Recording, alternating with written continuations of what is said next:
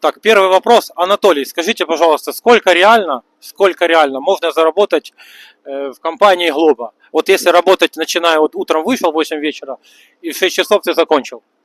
Я зарабатываю на пешем курьере, у меня аккаунт, но я на скутере. Я делал 30 заказов, у меня вышло 1700 гривен, по-моему, с чаевыми. А если на мото поставить, оно просто будет далеко кидать, я на левый берег не езжу, но люди могут заработать 4000 где-то до 5000 в день на мото аккаунте. А пешим, именно пешим, ну среднее, не надо максимум, просто вот среднее, вот без напрягов. Но пешим можно заработать 1000 гривен, это по 50 гривен за заказ. 20, я думаю, человек сделает в день. Или 2 заказа в час. То есть это где-то двушечка.